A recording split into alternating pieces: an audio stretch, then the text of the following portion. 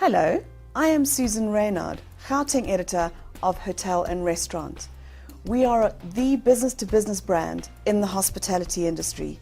We write about hospitality, tourism, across South Africa, Africa and internationally. We're taking a glimpse behind the scenes, down the corridors of a top hotel. We've chosen Hilton Sandton, which has been around for 14 years. It is an icon in the Sandton business node and appeals to both business and leisure travellers. So they are well versed in how to meet the needs of a variety of local and international guests. Come with us on this journey. It's a day in the life of a number of key departments across this hotel. Our first port of call is the area that guests see first, the front line and reception staff. These are the staff that interact with guests, check them in, make them comfortable as they enter the hotel and ensure that that critical first impression is right. I think the key lies in the word journey. Where there's a beginning, there's an end. So I'm there obviously in the beginning to meet the guests, where we always say in life we only have one chance to make a first impression. And I'm there to obviously meet the guests and escort them through to the front desk. And I'm there throughout their stay, obviously to be a go-between person, to be there to answer any of their questions, to provide any assistance, any advice or whatnot. I'm also there towards the end of their stay to ensure that their stay went well. But one of my most important aspects of my role as a journey ambassador is to ensure that we portray our brand standards. And it's just not for myself, it's obviously for my team members as well. There's a lot of training and development that takes place in regards to this building of the brand standards and obviously communicating that. Good afternoon, sir. How are you today? Very good, yourself? Pleasure to meet you. You too? My name is Sanjay Sanjapat, Journey Ambassador. Please have a seat. I think the toughest part about my job is that there's a lot of mentality and there's a lot of attitude that guests have developed over a certain period of time prior to their arrival to South Africa or maybe even any other parts of Africa itself, that the service is bad. I'm obviously there to prove them wrong, but it's just not just about me, it's about the team members. There's no I in team, so we're there as a team together. Where I come in reality, is obviously to train and develop my staff. The best way that I do that is to try to envision my team members to put themselves into the guests' shoes, to see what they see, the emotions, the frustrations, the likes and dislikes of any state.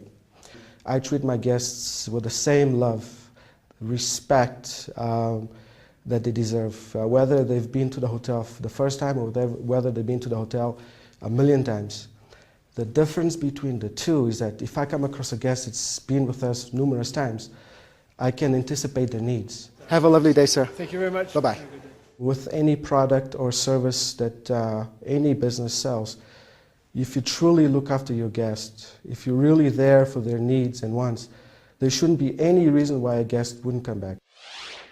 A successful check-in and check-out, the whole thing starts the night before, where we start preparing for our next day arrival or for our next day departures. The arrival, we will prepare all the traces and all the report from the guests on arrival, they request, and assign the rooms accordingly. The checkout, we will be sending guest letters the night before, so they can review their bills before coming to the reception.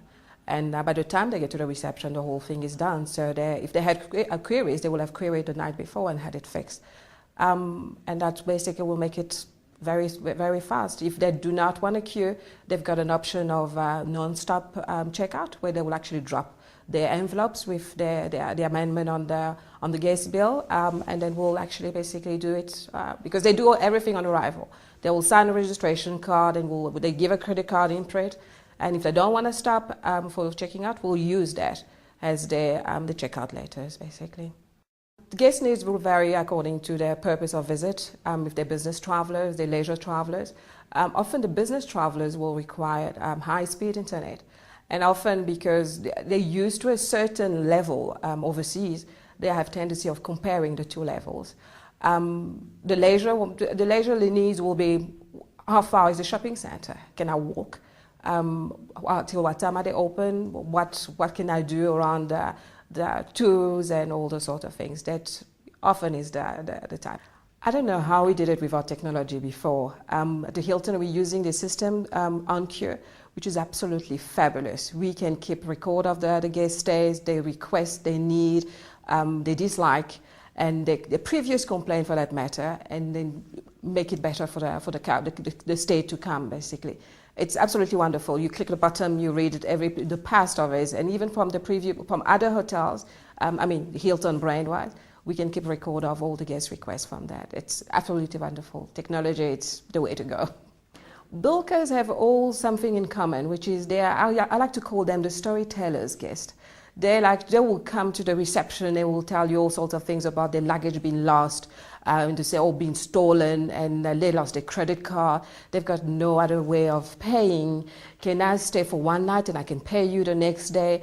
Their body language, they will ask you all sorts of questions that a normal guest, a paying guest, will not ask. And having been in the hotel industry for a long time, you start spotting them right on arrival. Sanjay, I saw you approached the guests and you seemed to know exactly what to ask them. How did you recognize that? This goes back to what we were discussing earlier, anticipating guest needs. And this is where your previous experience, your knowledge and intuition can help you out. Another example would be another guest sitting at a table having a coffee and maybe working on a laptop. Maybe he might not want to be in a conversational mode. Busy working at the moment, he's looking for a bit of space and quiet time to work on his laptop. It's all about reading guests. If you're able to read the guests, you can anticipate their needs. And when you're able to do that, you're able to meet their needs and wants at the same time. For example, a guest coming down from one of the rooms on the main floor, walking a bit fastly, certainly means that that's a guest that knows where he wants to go. If that's the case, gonna have a lovely day, sir. Drive safe. At the Hilton, we have the warmth, the facilities, the attitude, the staff attitude. The guests will come back because of the service that we're providing to them. They definitely will be back to our property.